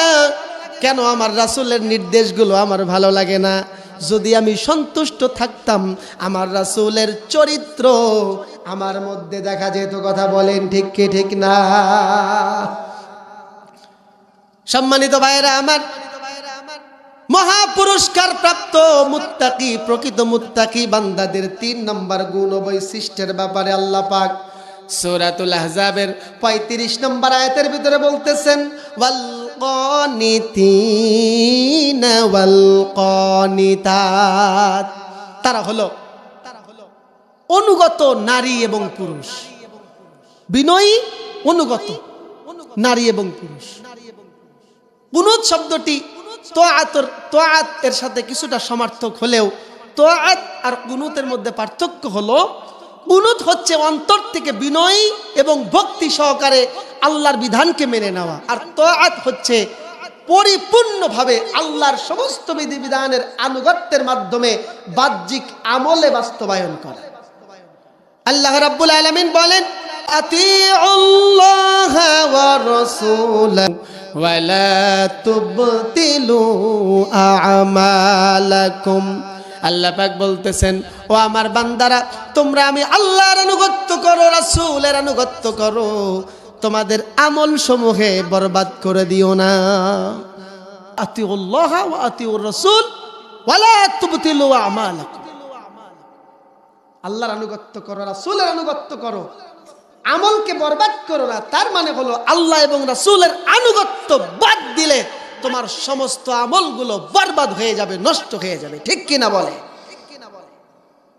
আল্লাহ রাব্বুল আলামিন বলেন, ওয়া আতিউল্লাহা ওয়ার রাসূলা লাআল্লাকুম তুরহামুন। আল্লাহ পাক বলতেছেন, ও বান্দারা, আল্লাহর আনুগত্য করো, রাসূলের আনুগত্য করো, যাতে করে তোমাদের উপরে রহমত নাজিল করা যায়। সুবহানাল্লাহ বলে। অর্থাৎ আল্লাহ এবং রাসূলের আনুগত্য করলে পরে আল্লাহর পক্ষ থেকে আমাদের জন্য অবারিত রহমত নাজিল করবেন কে? আনুগত্যের পরিসীমা সীমা রাখা হলো। রাসূল আকরাম সাল্লাল্লাহু আলাইহি সাল্লাম বলেন, লা তাআতা লিমাখলুকিন ফি মাসিয়াতিল খালিক, স্রষ্টার অবাধ্যতা করে সৃষ্টির আনুগত্য করা যাবে না। অর্থাৎ আপনার পিতামাতারও তো ক্ষেত্র বিশেষে আনুগত্য করতে হবে। অফিসের বসের আনুগত্য করতে হচ্ছে অনেক সময়, আমাদের করা দরকার কি না? আমি যেখানে কর্ম করি সেই অফিসারের আনুগত্য আমাকে করতে হবে। স্ত্রী তার স্বামীর আনুগত্য করতেছে, সন্তানেরা পিতামাতার আনুগত্য করতেছে, বড় ভাই ছোট ভাইয়ের আনুগত্য করতেছে, পরিবারের দায়িত্বশীলের আনুগত্য পরিবারের সদস্যরা করতেছে, নেতা নেতৃবৃন্দের আনুগত্য করতেছে তার কর্মীরা, দেশের জনগণ রাষ্ট্রের সরকারের আনুগত্য করতেছে। কিন্তু রাসূল বলতেছে, লা তাআতা লিমাখলুকিন ফি মাসিয়াতিল খালিক, স্রষ্টার অবাধ্যতা হয়, আল্লাহর অবাধ্যতা হয়, আল্লাহর নাফরমানি হয়, এমন কোন আনুগত্য বান্দার জন্য জায়েজ নাই, হারাম। কথা বলেন ঠিক কিনা? আল্লাহ রাব্বুল আলামিন মহা পুরস্কার প্রাপ্ত, ক্ষমা প্রাপ্ত প্রকৃত মুত্তাকি বান্দা বান্দীদের 4 নম্বর গুণ বৈশিষ্ট্যের কথা সূরাতুল আহজাবের 35 নম্বর আয়াতের ভিতরে বলতেছেন, হবে সত্যবাদিতা, তারা হবে সত্যবাদিনী নারী, সত্যবাদী পুরুষ। আমরা সদা সত্য কথা বলি তো? হ্যাঁ বলেন, বলি না? বলি না? তার মানে বোঝা গেছে আমাদের ভিতরে সত্যের পরিমাণ খুব কম। হ্যাঁ, আল্লাহ রাব্বুল আলামিন বলতেছেন, ইয়া আইয়ুহাল্লাযীনা আমানুত্তাকুল্লাহা ওয়া কুনু মা'আস সাদিকিন, হে ইমানদারের আল্লাহকে ভয় করো আর সত্যবাদীদের সাথী হয়ে যাও, বন্ধু হয়ে যাও। নির্দেশ কার? নিজেই যদি সত্য কথা না বলি আমি সত্যবাদীর বন্ধু হব কি করে? হ্যাঁ, নিজেকে বলার চেষ্টা করতে হবে, নিজের কথা এবং কাজের মধ্যে সত্যবাদিতা থাকতে হবে। সত্য বলবো, সৎ আমল করব, মিথ্যার সঙ্গে আমাদের কোনো সম্পর্ক থাকবে না। যদি আমার মধ্যে মিথ্যার কিছুটা সংমিশ্রণ থাকেও, বন্ধু বাছাই করার ব্যাপারে আল্লাহর নির্দেশকে ফলো করতে হবে। মিথ্যাবাদীকে আমার বন্ধু বানানো যাবে। সত্যবাদী কারা চিনবেন কি করে? আল্লাহ পাক রব্বুল আলামিন বলতেছেন, ওয়াল মুফুনা বিআহদিহিম ইযা আহাদু ওয়াস-সাবিরিনা ফিল বাসাই ওয়াদ-দাররাই ওয়া হিনাল বাআস উলাইকাল্লাযীনা সাদাকু ওয়া উলাইকা হুমুল মুত্তাকুন। আল্লাহু আকবার বলেন। সূরাতুল আল ইমরান 177 নম্বর আয়াতে আল্লাহ পাক জানিয়ে দিচ্ছেন, সত্যবাদী হলো তারা যারা কোনো ওয়াদা করলে ভঙ্গ করে না, যারা বিপদ মুসিবতে রোকে শোকে যুদ্ধের ময়দানে একমাত্র আল্লাহর উপরে ধৈর্য ধারণ করে। উলাইকাল্লাযীনা সাদাকু, তারাই হলো সত্যবাদী। উলাইকা হুমুল মুত্তাকুন, আর তারাই হলো প্রকৃত মুত্তাকি। বলেন সুবহানাল্লাহ। এবার বলেন, আমরা কি কথা দিলে কথা রাখি? হ্যাঁ, এত ঠুনকো মনোবল আপনাদের হবেই তো। কিছুক্ষণ আগে আমার বয়ানের শুরুতে হাত তুলে বললেন, ইনশাআল্লাহ হুজুরের বয়ান শেষ না হওয়া পর্যন্ত যাব না। নজর করে দেখেন প্যান্ডেলের নিচে অনেক জায়গা ফাঁকা, তাহলে আমাদের সত্যবাদীটা কোথায়? মা বোনদের প্যান্ডেলেরও মনে হয় একই অবস্থা নাকি? সম্মানিত ভাইরা আমার, সত্যবাদী হলো তারা যারা প্রতিশ্রুতি দিলে সেই প্রতিশ্রুতি ভঙ্গ করে না, ওয়াদার বরখেলাপ করে না, সুখ দুঃখে দুঃখ সুখে যুদ্ধের ময়দানে যত বিপদ মুসিবত আসুক না কেন আল্লাহর জন্য ধৈর্য ধারণ করে। আল্লাহর নবী সাল্লাল্লাহু আলাইহি ওয়াসাল্লাম বলেন, মান ক্বালা বিহি সাদাকা ওয়া মান আমিলা বিহি উজরা ওয়া মান হাকামা বিহি আদালা ওয়া মান দাআ ইলাইহি ফাহুদিয়া ইলা সিরাতিম মুস্তাকিম। আল্লাহু আকবার। রাসূল বলতেছেন, সত্যবাদীকে চিনে নাও যেই ব্যক্তি এই কোরআন থেকে কথা বলে, কোরআন থেকে কথা বলে। যেই ব্যক্তি মানুষদেরকে কোরআনের দিকে ডাকে, আল্লাহর দিকে ডাকে, সেই ব্যক্তি হলো সত্যবাদী। মান ক্বালা বিহি সাদাক, যে এই কোরআন থেকে কথা বলে সেই ব্যক্তি সত্য বলে। ওমান আমিলা বিহি উজিরা, এই কোরআন থেকে যেই ব্যক্তি আমল করে, কোরআন মেনে জীবন পরিচালনা করে, অবশ্যই সে তার প্রতিদান পাবে, তার পুরস্কার পাবে। ওমান হাকামা বিহি আদালা, যেই ব্যক্তি এই কোরআন দিয়া বিচার ফয়সালা করে, কোরআনের আইন প্রতিষ্ঠার জন্য প্রচেষ্টা চালায়, কোরআনের আইন প্রতিষ্ঠার জন্য প্রচেষ্টা চালায়, ওই ব্যক্তি অবশ্যই ন্যায় ও ইনসাফ প্রতিষ্ঠা করল। ওমান দাআ ইলাইহি ফাহুদিয়া ইলা সিরাতিম মুস্তাকিম, আর এই কোরআন দিয়া যেই মৌলবীরা তোমাদেরকে ডাকে, অন্য কোনো দিকে ডাকে না, বাবার দিকে ডাকে না, কোনো পীরের দিকে ডাকে না, রাষ্ট্র ক্ষমতার লোভে তোমাদেরকে ডাকে না। ফাহুদিয়া ইলা সিরাতিম মুস্তাকিম, যারা তোমাকে কোরআনের দিকে ডাকে, কোরআন দিয়া ডাকে, তারা তোমাকে জান্নাতের সরল পথ দেখায়া দেয়। বলেন সুবহানাল্লাহ। তাদের সাথে থাকতে হবে। ইয়া আইয়ুহাল্লাযীনা আমানুত্তাকুল্লাহ ওয়া কুনু মাআস সাদিকিন, আল্লাহকে ভয় করো ঈমানদার, আর সত্যবাদীদের সাথী হয়ে যাও। সম্মানিত ভাইরা আমার, আল্লাহ রাব্বুল আলামিন মহাপুরস্কার প্রাপ্ত প্রকৃত মুত্তাকি বান্দাদের 5 নম্বর গুণ ও বৈশিষ্ট্যের কথা তুলে ধরতেছেন সূরাতুল আহজাব 35 নম্বর আয়াতের ভিতরে। ওয়াস-সাবিরিনা ওয়াস-সাবিরাত, তারা হবে ধৈর্যশীল পুরুষ, ধৈর্যশীলা নারী। সাবিরিন সাবিরাত বহুবচনমূলক শব্দ যা এসেছে আর সবর থেকে। সবর শব্দের অর্থ হলো ধৈর্য ধারণ করা, আত্মসংযম করা, নিজেকে নিয়ন্ত্রণ এবং ধৈর্য ধারণ, অবিচল থাকা, কখনোই হতাশ না হওয়া। হতাশ হয়ে আজকের দুনিয়ায় নজর করলে দেখা যায় কত মানুষ আত্মহত্যা করে দুনিয়া থেকেই বিদায় নিচ্ছে। ঠিক কি ঠিক না?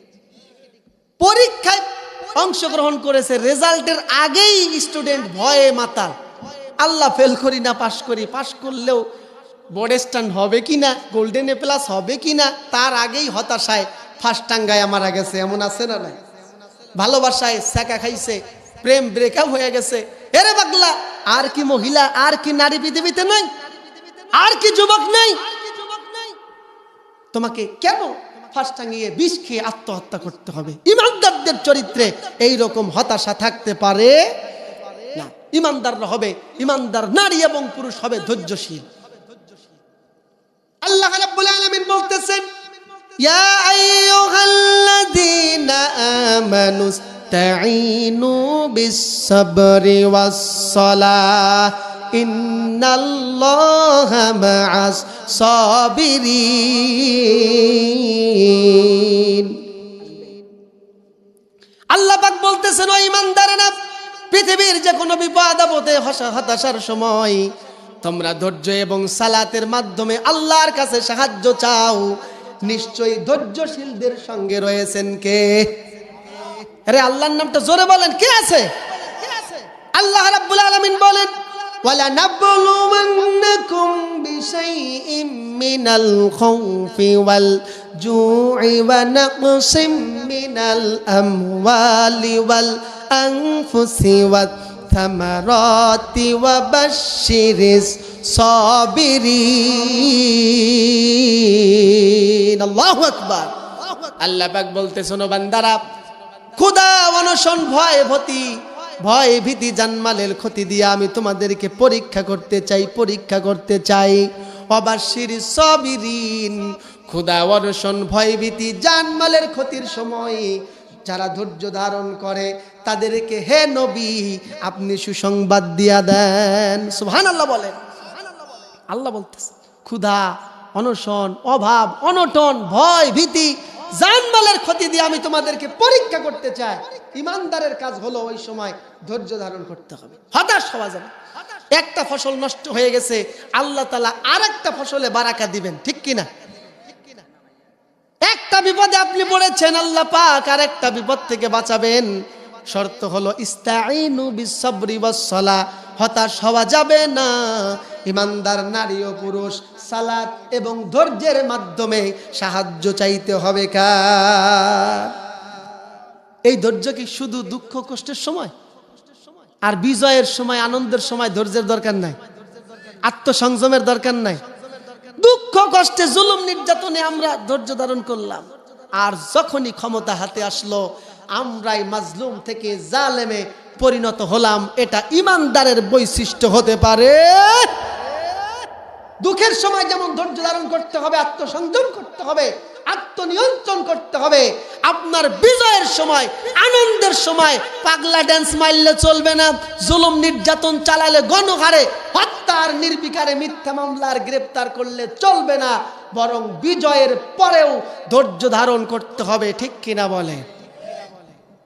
আল্লাহ রাব্বুল আলামিন বলেন, ইয়া আইয়ুহাল্লাযীনা আমানু সাবিরু ওয়াসাবিরু ওয়ারাবিতু ওয়াত্তাকুল্লাহা লাআল্লাকুম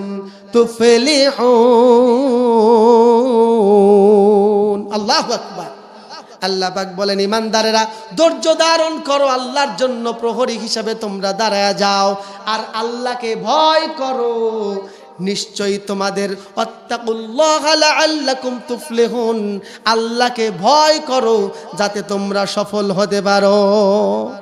শর্ত হলো ধৈর্য ধারণ করতে হবে, নিজেকে একনিষ্ঠ মুজাহিদ হিসাবে ময়দানে টিকিয়ে রাখতে হবে, প্রতিষ্ঠিত রাখতে হবে। ভয় পেলে চলবে না, ভয় করতে হবে একমাত্র আল্লাহকে। আল্লাহ বলেন লাআল্লাকুম তুফলিহুন, যাতে করে তোমরা সফল হয়ে যেতে পারো। সুবহানাল্লাহ। আশা করা যায় তোমরা সফল হয়ে যাবে। সূরাতুল আলে ইমরান 200 নম্বর আয়াত খোলে। বিজয়ের জন্য ঈমান এবং তাকওয়ার থেকে বড় শক্তি আর নাই। ঠিক কিনা বলেন? তাকওয়া হচ্ছে আল্লাহর ভয়, আল্লাহ ভীতি।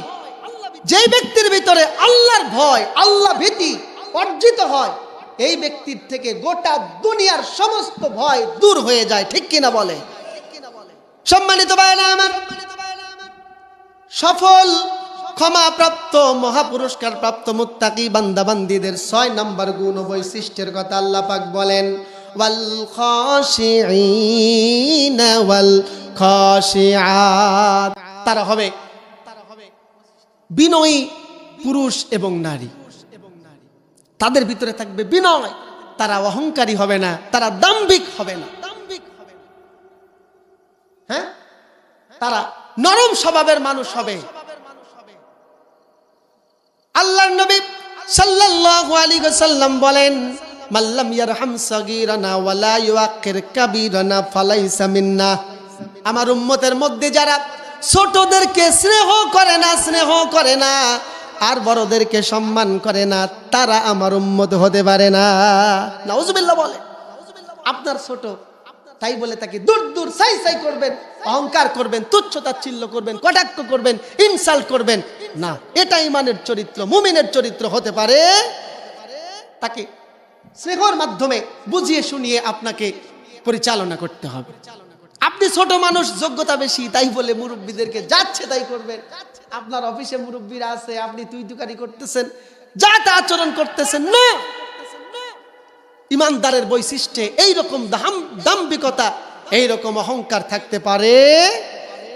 ইমানদার পুরুষ, ইমানদার নারী হবে বিনয়ী, তারা হবে নরম স্বভাব।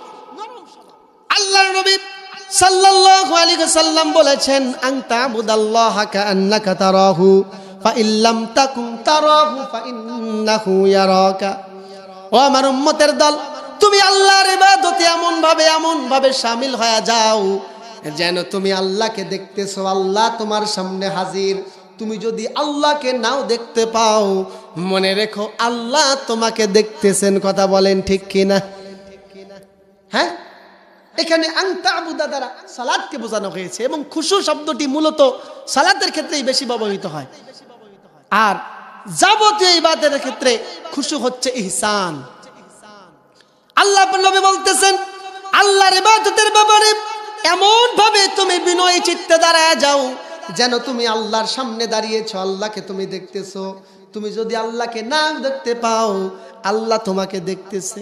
আমরা দুনিয়ার বড় ধরনের কোনো নেতা নেত্রীর সামনে দাঁড়ালে নিজেকে বিনয়ী বানাই, আমি আমার মানুষের পাশে দাঁড়ালে নিজেকে বিনয়ী পরিচয় দেওয়ার চেষ্টা করতেছি, কিন্তু আল্লাহর বিধান পালন না করে আল্লাহর নাফরমানি করার কারণে আল্লাহর সঙ্গে বিনয়িতা লঙ্ঘন করে আল্লাহর বিধানকে লঙ্ঘন করার মাধ্যমে আমি নাফরমান হয়ে গেছি। কথা বলেন ঠিক কিনা? আল্লাহর ইবাদতে, যাবতীয় ইবাদতকে মাথা পেতে বিনয়ী চিত্তে, দ্বিধাহীন চিত্তে মেনে নিতে হবে। আমার জীবনের প্রত্যেকটা দিক ও বিভাগে, প্রত্যেকটি পরতে পরতে দাসত্ব, গোলামি, বিনয়ী চিত্তে ইবাদত হবে। আওয়াজ করে বলেন কার?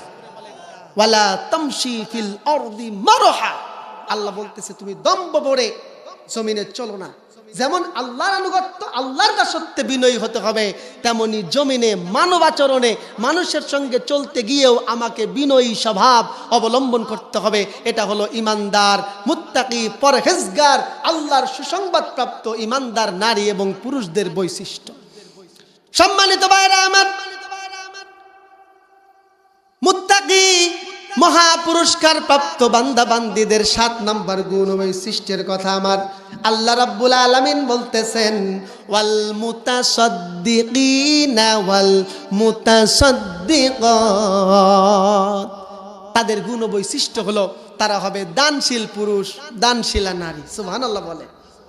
আমার ভালো লেগেছে, আমার আলোচনার পূর্বে বিশেষ বক্তা আপনাদের মানুষের সংখ্যা অল্প হলেও যে পরিমাণ কালেকশন করেছে আমি তো অবাক হয়ে গেছি। আল্লাহ তাআলা আপনাদের সবার দানকে কবুল করুন, বলেন আমিন। বলেন না আমিন?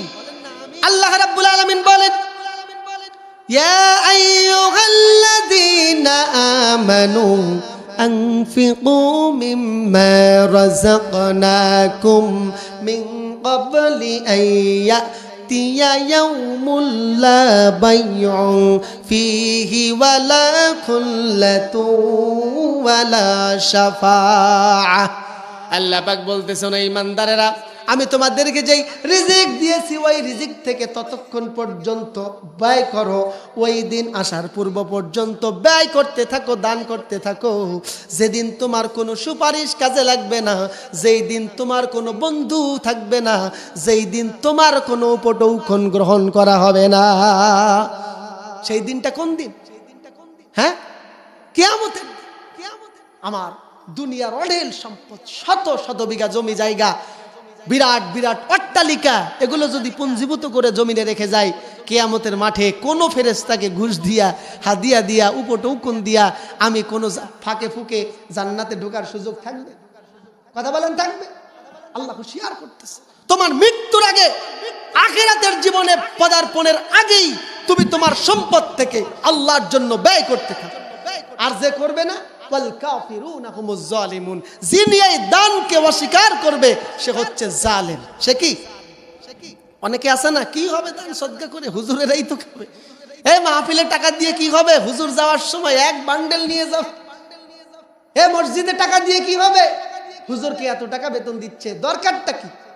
আপনাদের আপত্তি আছে নাকি? প্রয়োজন বোধে দিতে হবে না? উপর্যুপরি হুজুরেরাও ডিমান্ড করে নিতে পারবে না, কিন্তু প্রয়োজনে খরচ হবে। মসজিদ আবাদ মানে হলো ইমামের বেতন দিতে হবে, মুয়াজ্জিনের বেতন দিতে হবে, সংস্কার করতে হবে, উন্নয়ন করতে হবে, মুসল্লিদের কাজে লাগাতে হবে। ঠিক কিনা বলেন? কিছু মানুষ আছে এখানে নাক সিটকায়, আপত্তি করে, তার নানান অজুহাত, নানান এক্সকিউজ। আল্লাহ বলেন, ওয়াল কাফিরুনা হুমুজ জালিমুন, এই দান সাদাকাকে যারা অস্বীকার করতেছে তারা হলো জালেমের বাচ্চা, জালেম। কথা বলেন ঠিক কি ঠিক না? সম্মানিত ভাইরা আমার, আমরাও দান করি, সাদাকা করি, এটা হলো ঈমানের বৈশিষ্ট্য, মুমিন নারী এবং পুরুষের বৈশিষ্ট্য। কিন্তু আমাদের দানের ব্যাপারে সিদ্ধান্ত হলো এমন, আমাদের সম্পদের সব থেকে খুচরা পয়সা যেটা, ওইটা দেই আল্লাহর ঘরে। ঠিক কি ঠিক না?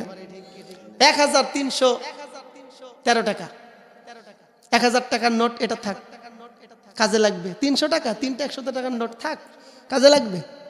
13 তো 10 টাকার নোটটাও তো লাগে, থাক, ওটা রিক্সা ভাড়া দেব। 13-র যে 3 আছে, এই 3টা টাকা মসজিদে দান করার চরিত্র হলো আমাদের। আমি কি ভুল বললাম? কথা বলেন, ভুল বলেছি? আল্লাহ রাব্বুল আলামিন বলেন, লান তানালুল বিররা হাত্তা তুনফিকু মিম্মা তুহিব্বুন। আল্লাহু আকবার। তোমরা ততক্ষণ পর্যন্ত প্রকৃত সওয়াবের ভাগীদার হতে পারবে না, উত্তম নেকির ভাগীদার হতে পারবে না, যতক্ষণ পর্যন্ত তোমার ভালোবাসার, তোমার প্রিয় মহব্বতের, পছন্দের জিনিসটা, পছন্দের সম্পদটা আল্লাহর জন্য দান করতে পারবে না। তাহলে আমাদের খুচরা পয়সার ঝনঝনানি কতটুকু জায়গা? মোটা মোটা দান করা লাগবে, ঠিক কিনা বলে? আলহামদুলিল্লাহ, আপনাদের এখানে দেখলাম অনেকেই অনেক রকম দান করেছে, এখনো কিন্তু অনেকে বাকি আছে, এখনো সুযোগ আছে, দেওয়া যাবে। হ্যাঁ, যারা বাকি আছেন একটু হাত তোলেন। হ্যাঁ, এর আগে যারা খুচরা ওই টাকা পয়সা দিয়েছেন, নোট বের করেন নাই, এখনো সুযোগ আছে। মাহফিল বন্ধ হয়ে গেলে কিন্তু কাম সারা, এখনো সুযোগ আছে। একটা রুমাল পাঠিয়ে দেন, এখন আর সময় নিব না, আমার আলোচনা আরেকটু বাকি আছে, শেষ করতে হবে। থাকবেন আপনারা আর অল্প সময়। একটা রুমাল এখানে পাঠিয়ে দেন, মা বোনদের সামিয়ানার ভিতরে একটা রুমাল পাঠিয়ে দেন। যারা যেমন পারেন মন খুলে দান করবেন। শেষ, এটা শেষ। হ্যাঁ, ছোট্ট করে আমি দোয়া করব। মুসাফির মানুষ, এসছি তো রাজশাহী বিশ্ববিদ্যালয় থেকে, কিন্তু বাড়ি আমার বহু দূরে, নীলফামারী, 250 কিলোমিটার। দোয়া কবুল হলেও হতে পারে, ঠিক কিনা? আমার ওসিলাও না হলেও ভাই মুরব্বী যারা আছেন তাদের ওসিলায় দোয়া কবুল হতে পারে। একবার দিয়েছেন, অনেক দিয়েছেন, এবার একটু খুচরা টাকাটা দেন। একবার খুচরা দিয়েছেন, ভুল হয়ে গেছে, এবারে মোটা টাকাটা রুমালের মধ্যে দিবেন। বলেন ইনশাআল্লাহ। রুমাল ছেড়ে দেন। সম্মানিত ভাইরা আমার, প্রকৃত মুত্তাকি, জান্নাতের সুসংবাদ প্রাপ্ত নারী এবং পুরুষদের 8 নম্বর গুণ ও বৈশিষ্ট্যের ব্যাপারে আমার আল্লাহ রাব্বুল আলামিন বলতেছেন, ওয়াল হাফিজিনা ফুরুজাহুম ওয়াল হাফিজাত।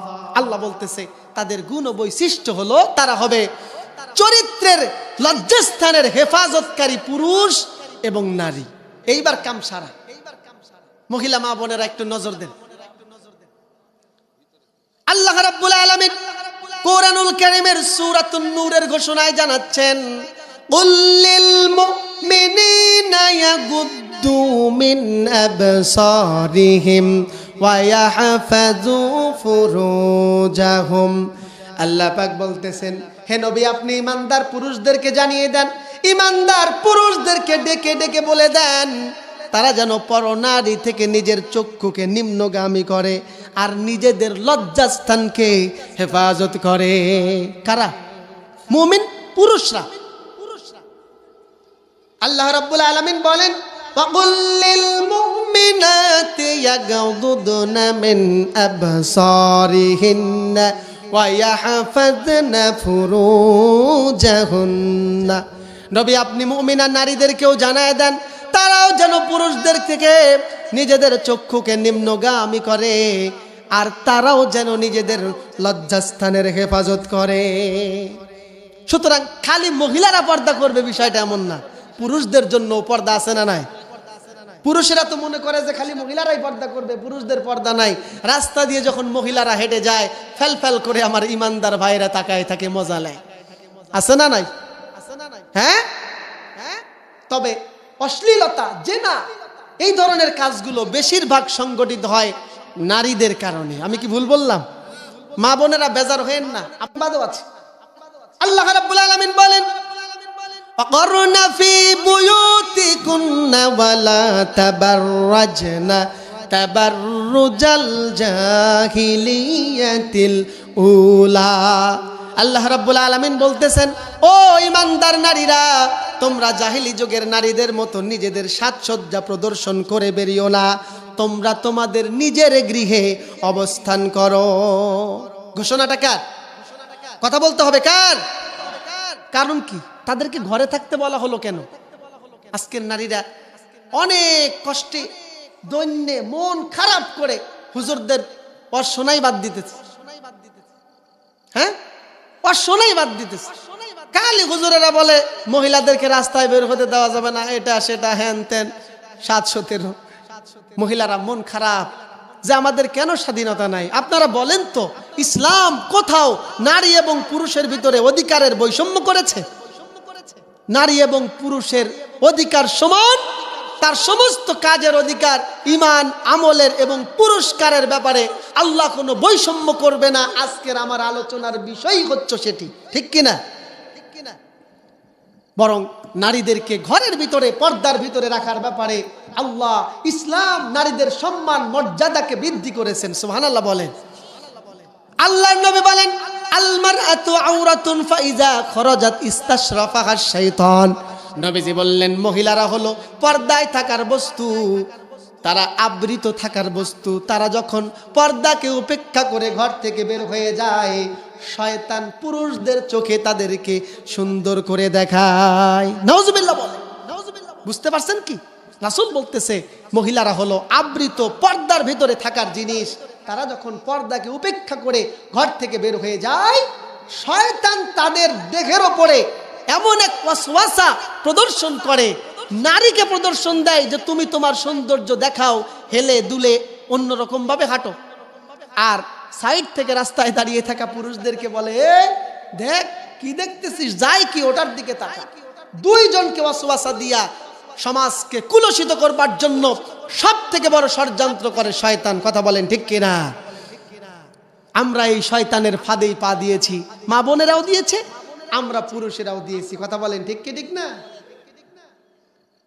অথচ আল্লাহ রাব্বুল আলামিন কালামে হাকিমের ভিতরে মা বোনদেরকে বলতেছেন, ওয়ালা ইউবদিনা মিন জিনাতিহিন্না ইল্লা লিবুলাতিহিন্না। আল্লাহ পাক বলতেছেন, ওয়ালা ইউবদিনা মিন জিনাতিহিন্না ইল্লা লিবুলাতিহিন্না। ও মহিলারা, তোমাদের সৌন্দর্য তোমাদের স্বামী ব্যতীত অন্য কারো কাছে প্রদর্শন করো না। শুধু তাই নয়, আল্লাহ রাব্বুল আলামিন বলেন, ওয়ালা ইয়াদরিবনা বিআরজুলিহিন্না লিয়ুলামা মা ইউখফিনা মিন জিনাতিহিন্না। আল্লাহ বলতেছে, মহিলারা যেন সজোরে না হাঁটে, জোরে যেন পদক্ষেপ না ফেলে, যাতে করে তাদের সৌন্দর্য, গোপন সৌন্দর্য মানুষের কাছে প্রকাশ হয়ে যায়।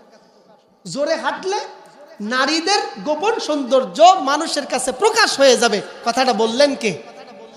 সূরা নূরের 31 নম্বর আয়াত খুলে বাড়িতে গিয়া দেখেন, একটা বানানো কথা আমি বলিনি। অথচ আজকে নজর করলে দেখা যায়, আমার মা বোনেরা, আমার ঘরের স্ত্রী, আমার ঘরের ছোট বোন, তারা আজকে জোরে হাঁটা থেকে বিরত থাকবে তো দূরের কথা, ফুটবল খেলায়, ব্যাডমিন্টন খেলায়, ভলি খেলায় হাফ প্যান্ট পরিয়া বলেন নাউজুবিল্লাহ। সেজে গুজে আপুরে কোথা যাও দুপুরে, ওরে আপু শুনে যা, বোরখাটা পরে যা। বোরখাটা পরে গেলে লাভ কি জানিস, বখাটে ছেলেরা তোরে দেবে না রে শীষ, দুষ্ট ছেলেরা তোরে দেবে না রে শীষ। ঠিক কিনা বলে? মা বোনদেরকে বলি, নিজেদের চরিত্রের, নিজেদের সতীত্বের হেফাজত যদি আপনি নিজে না করেন, দুষ্টরা, ইফতিজাররা, ধর্ষকরা সুযোগ নেবে, এটাই স্বাভাবিক। ঠিক কিনা? রাষ্ট্রীয়ভাবে আজকে ইফতিজিং, ধর্ষণ, ধর্ষণপূর্বক হত্যা বন্ধের ব্যাপারে আমরা সবাই সোচ্চার। ঠিক কিনা? ধর্ষকদের সর্বোচ্চ বিচার হওয়া দরকার এবং ইফতিজারদেরকে সর্বোচ্চ শাস্তি দিয়ে নারীদের এই হয়রানি, নারী ধর্ষণ, ইফতিজিং এগুলো বন্ধ করা দরকার। ঠিক কিনা?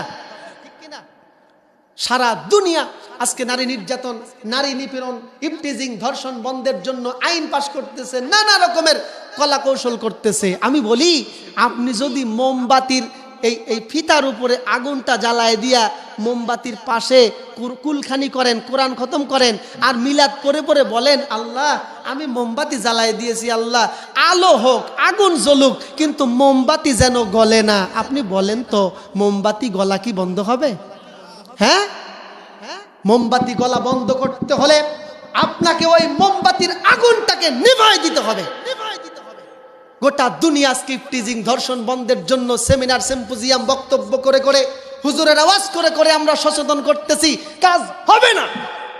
হবে, আপনি কোরআনের বিধানকে জারি করে দেন, আপনি পর্দার বিধানকে বাস্তবায়ন করে দেন, আপনার মা বোনকে পর্দায় রাখেন, পুশিদায় রাখেন, ছেলেদেরকে ধর্ষণ এবং ইফতিজিং এর ভয়াবহ শাস্তি প্রদান করেন, দেখবেন ধর্ষণ বন্ধ হয়ে গেছে, ইফতিজিং বন্ধ হয়ে গেছে। ঠিক কি না বলে?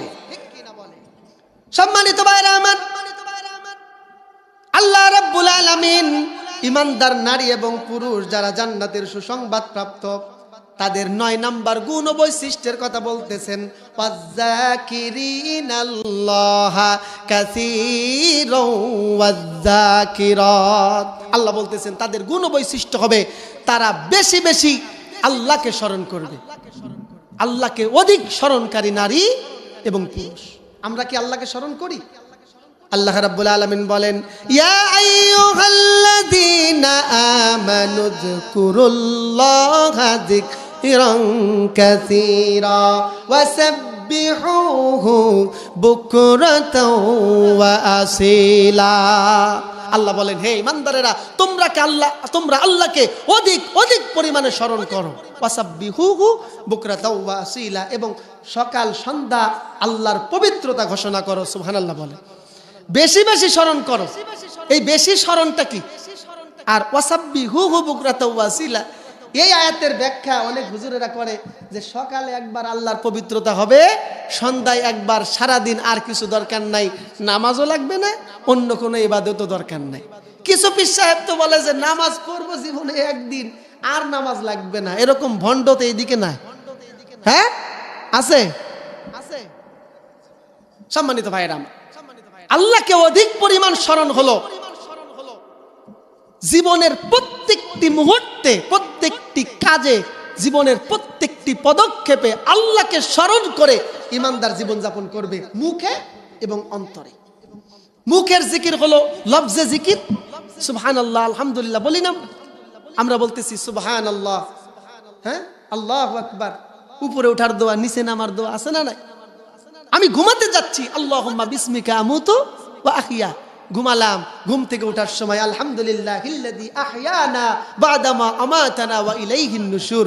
ঘুমানোর আগে দোয়া পড়লাম, ডান কাত হয়ে ঘুমিয়ে গেলাম, ঘুম থেকে উঠে আল্লাহর তাসবিহ বললাম, গোটা ঘুমটাই আমার জিকিরে, ইবাদতে পরিণত হয়ে গেল। সুবহান। আমি বাথরুমে যাইতেছি, বাম পা দিয়ে ঢুকি, আল্লাহুম্মা ইন্নী আউযু বিকা মিনাল খুবসি ওয়াল খাবাইস, বাম পা দিয়ে ঢুকি, ভিতরে গিয়ে সুন্নতি তরিকায়, রাসূলের শিখানো তরিকায় আমি আমার হাজত ছেড়ে ডান পা দিয়ে বের হয়ে আসি, আলহামদুলিল্লাহিল্লাযী আযহাবা আন্নিল আযা ওয়া আফানি। আমি পায়খানা করলাম, আমার কষ্ট দূর হলো, কিন্তু জিকির হলো। কথা বলেন কার? ভাত খেতে বসেছি, ডান হাত দিয়ে খাই, 2 হাত দিয়ে খেতে বসি, ডান হাত দিয়ে খাই, বিসমিল্লাহ বলে শুরু করি, আলহামদুলিল্লাহ বলে শেষ করি, ক্ষুধা নিবারণ হলো আমার, জিকির হয়ে গেল আল্লাহ। এইরকম করে জীবনের প্রত্যেকটা দিক ও বিভাগে, প্রত্যেকটি মুহূর্তে লাফজে জিকির আমরা করতে থাকি। আমলগত দিক থেকে আমি যখন হারাম কোনো কিছু ভক্ষণ করতেছি, আমাকে স্মরণ করতে হবে আমি হারাম খাচ্ছি, আল্লাহকে স্মরণ করে, আল্লাহর ভয়ে ভীত হয়ে হারামকে পরিহার, আল্লাহকে স্মরণ করে হালাল কাজে আন্তরিকতার সাথে প্রতিযোগিতামূলক আল্লাহর বিধানগুলো বাস্তবায়নে যদি আমি অংশগ্রহণ করতে পারি, ইয়া আইয়ুহাল্লাযীনা আমানু যকুরুল্লাহা যিকরান কাসীরা, হে ঈমানদার আল্লাহকে অধিক স্মরণ করো, এইটা হবে আল্লাহর অধিক স্মরণ। কথা বলেন ঠিক কি না? ওয়াসাব্বিহুহু বুকরাতাও ওয়া আসীলা। অনেকে বলে সকাল আর সন্ধ্যা, সকাল সন্ধ্যা মানে হলো সকাল থেকে সন্ধ্যা, সন্ধ্যা থেকে সকাল, সার্বক্ষণিক জিকির হবে, স্মরণ হবে, ইবাদত হবে, দাসত্ব হবে কার? সম্মানিত ভাইরা, এই জিকির কোন হালতে করবেন, কিভাবে করবেন, কোন পরিস্থিতিতে করবেন? আল্লাযীনা ইয়াযকুরুনাল্লাহা কিয়ামান ওয়া কুউদাও ওয়া আলা জুনুবিহিম। আল্লাহ পাক বলেন, তুমি যখন দাঁড়িয়ে আছো, বসে আছো, শুয়ে আছো, দাঁড়িয়ে বসে শুয়ে মানে হলো তোমার সর্বাবস্থায় সার্বক্ষণিক জিকির চলবে। জোরে বলেন কার? এইটা হলো মুমিন, ইমানদার, পরহেজগার, প্রকৃত মুত্তাকি, আল্লাহর সুসংবাদপ্রাপ্ত, ক্ষমাপ্রাপ্ত বান্দা বান্দীদের গুণ ও বৈশিষ্ট্যের এক গুরুত্বপূর্ণ বিধান। আল্লাহ পাক সুবহানাহু ওয়া তাআলা আমাদেরকে এই 10টা গুণ ও বৈশিষ্ট্যে পরিপূর্ণ গুণ সম্পন্ন হওয়ার তৌফিক দান করুন। বলেন আমিন। আরো জোরে বলেন আমিন। যদি এই 10টা গুণ ও বৈশিষ্ট্য আমার ভিতরে পরিপূর্ণ হয়, আল্লাহ সুবহানাহু ওয়া তাআলা সূরাতুল আহজাবের 35 নম্বর আয়াতের শেষাংশে আমাদের জন্য কি বলতেছেন, সুসংবাদটা শুনেই শেষ করে দিব। আ'আদ্দাল্লাহু লাহুম মাগফিরাতাও ওয়া আজরান আযীমা। আল্লাহ বলতেছে এই 10টা গুণ সম্পন্ন মুমিন নারী এবং পুরুষদের জন্য আমি আল্লাহ সুবহানাহু ওয়া তাআলা প্রস্তুত করে রেখেছি তাদের জিন্দেগীর সমস্ত গুনাহের ক্ষমা এবং মহা পুরস্কার স্বরূপ আল্লাহর জান্নাত। বলেন সুবহানাল্লাহ। ইন্নাল্লাযীনা আমানু ওয়া আমিলুস সালিহাতি কানাত লাহুম জান্নাতুল ফিরদাউসিন নুজুলা। আল্লাহ পাক বলেন নিঃসন্দেহে যারা ঈমান এনেছিল আমার পরে আর নেক আমল করেছে আমি আল্লাহ পাক তাদের জন্য জান্নাতের সর্বোচ্চ মাকাম জান্নাতুল ফেরদাউসটা অলরেডি প্রস্তুত করে রেখে দিয়েছি। সুবহানাল্লাহ বলেন। ওয়ালাকুম ফিহা মা তাশতাহি আনফুসুকুম ওয়ালাকুম ফিহা মা তাদউন। আল্লাহ রাব্বুল আলামিন বলতেছেন ওই জান্নাতটা এমন এমন নিয়ামতের জায়গা যেখানে তুমি যা চাইবে যা ইচ্ছা করবে আল্লাহর কাছে যা দাবি করবে সবকিছু আল্লাহ পাক তোমাকে দান করে দিবেন। বলেন সুবহানাল্লাহ। আল্লাহ সুবহানাহু ওয়া তাআলা বলেন জান্নাতের ভিতরে জান্নাতি মহাপুরস্কার প্রাপ্ত বান্দাদের জন্য আমি এমন এমন সব নিয়ামত রাজি প্রস্তুত করে রেখেছি যা দুনিয়ার কোনো চক্ষু কোনোদিন দেখে নাই, যা দুনিয়ার কোনো কর্ণ কোনোদিন শ্রবণ করে নাই, দুনিয়ার কোনো অন্তর তা কোনোদিন কল্পনাও করতে পারে নাই। এমন এমন সব গুরুত্বপূর্ণ নিয়ামত আমি আল্লাহ পাক জান্নাতি বান্দাদের জন্য রেখেছি। বলেন সুবহানাল্লাহ।